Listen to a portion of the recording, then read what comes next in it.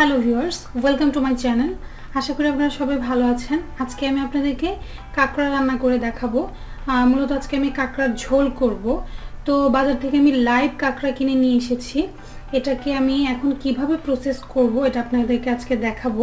প্রথমে আমি ক্লিনিং প্রসেসটা দেখাবো, তারপর আমি রান্না করে দেখাবো। চলুন দেখি কিভাবে ক্লিন করতে হয়। আমি আপনাদেরকে এখন কাঁকড়াগুলোর পাগুলা ভেঙে দেখাবো। আর এখানে আমি কুসুম গরম পানি নিয়ে নিচ্ছি।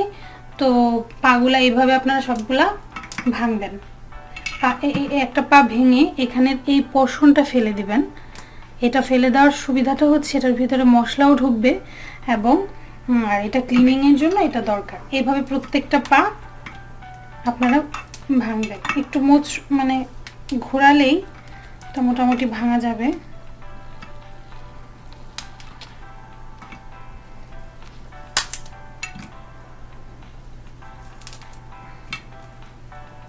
দেখতেই পাচ্ছেন আমি কিভাবে ভাঙতেছি।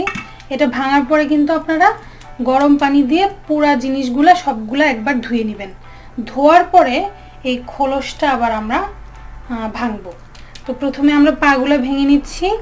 ভেঙে নিয়ে কুসুম গরম পানিতে এটা ধুয়ে নিব। নেওয়ার পরে পরবর্তী প্রসেসিংটা করবো, এটার ভিতরের যে প্রসেসিং ওটা করব। তো পাগুলা তো এগুলো ভাঙলাম, এটার কাজ শেষ, বড় পাগুলা। আর এখান থেকে এটা ছোটাই নেবেন, এখান থেকে এটা।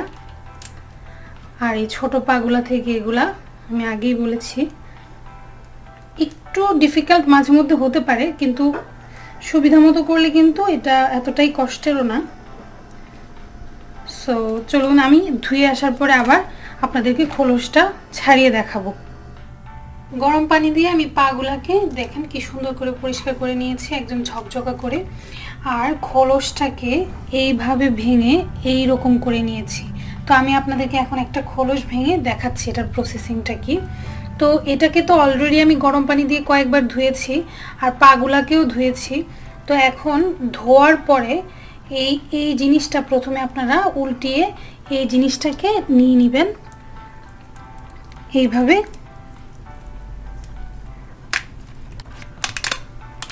এইভাবে ভেঙে নেবেন। এই যে ভাঙলাম, তারপর আপনারা এটাকে এইভাবে ধরে এই জায়গায় ধরে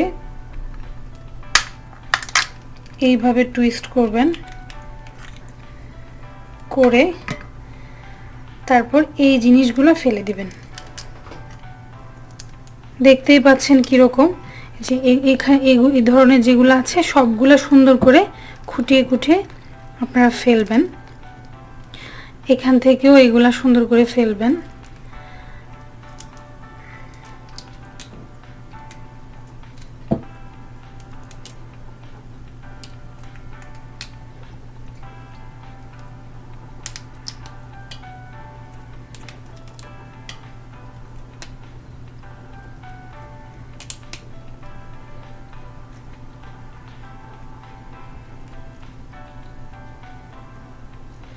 আর এই খোলসটা ভাঙার সময় আপনারা খেয়াল রাখবেন এখানে অনেক ছোট ছোট কাটা বা একটু ধারালো জাতীয় জিনিস আছে, যেন হাতে ব্যথা লাগতে পারে, একটু কেয়ারফুলি করবেন।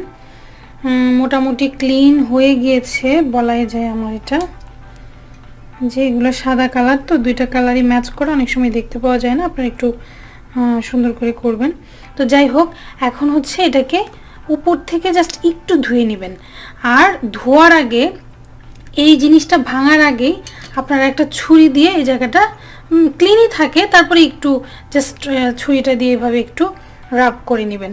তারপর হচ্ছে এটাকে উপর থেকে এইভাবে ধুয়ে নেবেন যেন ডিমটা পড়ে না যায়, ডিমটা রাখার চেষ্টা করবেন। আর এটা কিন্তু আগেই অনেকবার ধুয়েছি, এটা অলরেডি ক্লিন। তারপর আমি একটু উপর থেকে জাস্ট এইভাবে ধুয়ে নিব।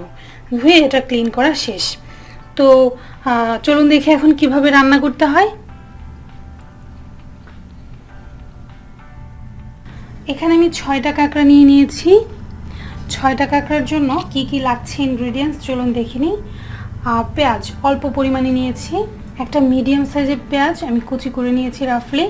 তারপর 2 টেবিল চামচ আমি রসুন নিয়ে নিয়েছি, রসুনটাকে আমি কুচি করে নিয়েছি জাস্ট। আর 1 টেবিল চামচ আদা নিয়েছি, আদাটাকে আমি একটু গ্রেট করে নিয়েছি, জাস্ট পেস্ট না, গ্রেট। আপনারা চাইলে পেস্টও নিতে পারেন। একটা টমেটো কুচি করে নিয়েছি মিডিয়াম সাইজের। একটা বড় আলু নিয়েছি, আলুটা চাইলে আপনারা বাদও দিতে পারেন, আলুটা ম্যান্ডেটরি না। 6টা এলাচ নিয়েছি, কিছু আমি এখানে লবঙ্গ নিয়েছি, লবঙ্গটা একটু বেশি আমার এই তরকারিটাতে পছন্দ, তো আপনারা চাইলে কম বেশি করে নিতে পারেন। 3 টুকরা এলাচ নিয়েছি, আর এটা হচ্ছে গরম মশলা, এগুলো সবগুলার গুঁড়া আমি 1/2 টেবিল চামচ নিয়েছি, এটা লাস্টে দিব। আর মশলার মধ্যে রয়েছে এখানে 1 টিস্পুন হলুদ গুঁড়া, মরিচের গুঁড়া 1 টেবিল চামচ 1 টিস্পুন, 1 টিস্পুন জিরার গুঁড়া, 1 টিস্পুন ধনিয়ার গুঁড়া, আর লবণটা তো বরাবরের মতো স্বাদ মতো। তো চলুন দেখি রান্না করতে কী কী লাগে। আমি রান্নার সময় সাধারণত অলিভ অয়েলটা ইউজ করি। পরিমাণ মতো তেল দিয়ে দিচ্ছি, 3 থেকে 4 টেবিল চামচ পরিমাণ আপনারা তেল দিয়ে দিবেন এখানে। আর একটা কথা বলিনি, এই রান্না কাঁকড়া বিভিন্নভাবেই রান্না করা যায়, কাঁকড়া ভাজি করে, ভুনা করে। আমি এখানে আজকে খুবই সাধারণভাবে করে দেখাবো, খুব হালকা মশলায়। তো আপনাদের যদি ভাজি বা ভুনা টাইপের কোনো রেসিপি লাগে প্লিজ জানাবেন আমাকে, আমি ওগুলাও দেওয়ার চেষ্টা করব। এই ক্ষেত্রে তেলটা গরম হওয়ার সাথে সাথে আপনারা খুব সাবধানতার সহিত এলাচগুলোকে একটু ফাটিয়ে নেবেন। আমি একটু ফাটিয়ে রেখেছি, একটু ফাটিয়ে নিয়ে এগুলাকে তেলে এক এক করে দিয়ে দিবেন, কারণ ফুটতে পারে যদি ফাটিয়ে না নেন। আর ফাটিয়ে রাখলে একটু সুবিধা হয় কি, এটাতে ফ্লেভারটা ভালো আসে। তো আমি এখানে এলাচ, দারচিনি, লবঙ্গটা তেলে দিয়ে দিলাম। এটাতে একটু ফ্লেভার ছড়ানো পর্যন্ত ওয়েট করব, জাস্ট একটু সময়, কারণ এটা পেঁয়াজের সাথেও ভাজাটা হবে। এটা একটু ফ্লেভারটা ছড়ালে, আর আপনারা কিন্তু চুলার আঁচটা এখানে মিডিয়াম রাখবেন। এটাতে একটু ফ্লেভার ছড়ালে আমি দিয়ে দিব পেঁয়াজ কুচিটা,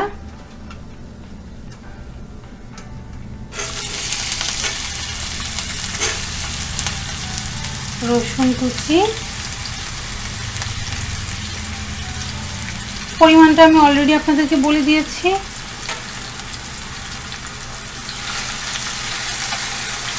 এটা মোটামুটি কালারটা স্বচ্ছ হওয়া পর্যন্ত আমরা ভাজতে থাকবো।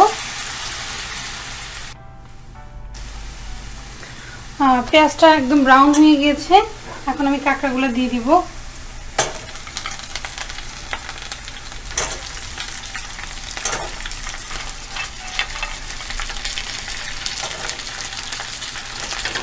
দিয়ে এই যে আদা বাটাটাও দিয়ে দিচ্ছি, আর পরিমাণ মতো লবণ।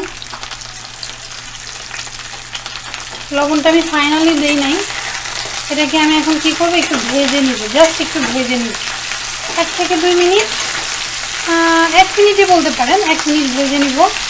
তারপরে একে একে সব মশলা দিব।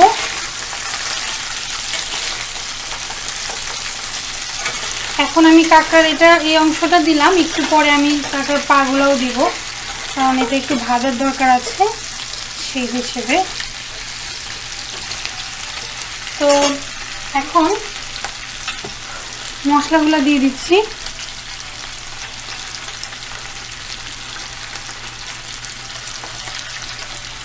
হলুদটা আগেই বলে দিয়েছি পরিমাণটা, মরিচের গুঁড়া দিয়ে আরও 30 সেকেন্ডের মতো আমি জাস্ট মিক্স করে নিব। চুলার আঁচের দিকে খেয়াল রাখবেন আপনারা।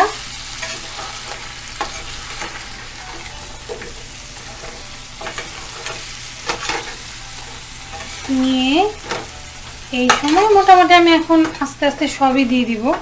এটা একটু মিক্স হওয়ার পরে বাকি মশলাগুলো দিয়ে দিচ্ছি। বাকি মশলার মধ্যে ছিল ধনিয়া আর জিরা, আমি বলেছি অলরেডি, এবং সবগুলাই 1 টেবিল স্পুন চামচ করে। আর এই পর্যায়ে আমি একটু পানি দিয়ে দিব হালকা পরিমাণে, যেন এটা পুড়ে না যায়। জাস্ট আবার সুন্দর করে মিক্স করে দিলাম।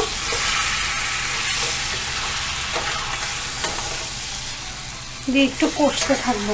এখানে আপনারা ধৈর্য সহকারে 1 মিনিটের মতো কষবেন।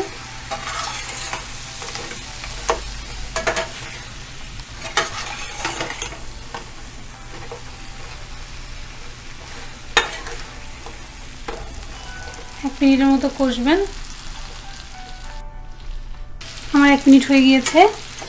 এখন আমি কি দিব, আপনারা দেখতে পাচ্ছিলেন আমি যে একটা টমেটো কুচিয়ে রেখেছি, টমেটোটা দিব, সাথে আলুটাও দিয়ে দিব। আমি আগেই বলেছি আপনারা চাইলে আলুটা অ্যাভয়েড করতে পারেন, আমার ভালো লাগে সেজন্য আমি এটা দিই।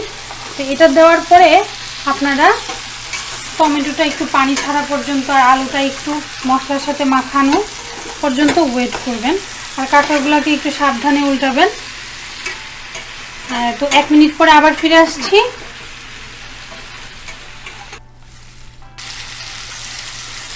হ্যাঁ, 1 মিনিট হয়ে গিয়েছে। তো আমি এখন দেখতে পাচ্ছেন পানি দিয়ে দিচ্ছি। পানির পরিমাণটা 1.5 কাপের মতো। আপনারা একটু কমও দিতে পারেন, তাতে সমস্যা নাই, কিন্তু খুব বেশি দিবেন না, কারণ আমার এখানে মশলার পরিমাণ কম। আমি এটা একটু ঝোলঝোলই রাখবো, এটা ভোনা তো না আগেই বলেছি। তো এখন আমি পানিটা দিয়ে দিলাম, আর ওই সময় আমি ফাইনাল লবণ দিই নাই, এখন আমি আর একটু লবণ দিব পরিমাণ মতো। এটা দেওয়ার পরে পানিটা যখন ফুটে আসবে একটু, তারপরে আমি কাঁকড়ার পাটা দিব। মানে এটা পানিটা দেওয়ার 1 মিনিট পরেই। এখন আমি একটু ঢেকে দিব 1 মিনিটের জন্য। 1 মিনিট পরে এটা যখন ফুটে আসবে তখন আমি পা দিয়ে ফাইনালি সবগুলো সিদ্ধ করব। 1 মিনিট হয়ে গিয়েছে। এখন আমি কাঁকড়ার পাগুলা দিয়ে দিচ্ছি। দেখতে পাচ্ছেন কালারটা কত সুন্দর হয়েছে। কাঁকড়ার পাগুলা দিয়ে আবার একটু মিক্স করে জাস্ট আমি ঢেকে দিব। আমার এখানে প্রথমে আমি দেখব হচ্ছে একটা আলু হয়েছে কিনা। হ্যাঁ, আমার আলু, এই তরকারি আলুটা সিদ্ধ হয়ে গিয়েছে। এ পর্যায়ে গরম মশলাটা দিয়ে দিব। আমি 1/2 টেবিল স্পুন গরম মশলা রেখেছিলাম দেওয়ার জন্য, এটা দিয়ে দিচ্ছি। দিয়ে আর একটু জাস্ট মিক্স করে দিচ্ছি।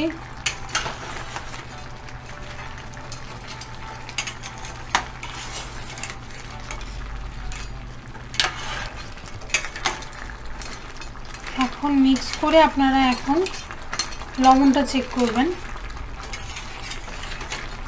লবণটা চেক করে মোটামুটি রান্না শেষ। আরও 1 মিনিট।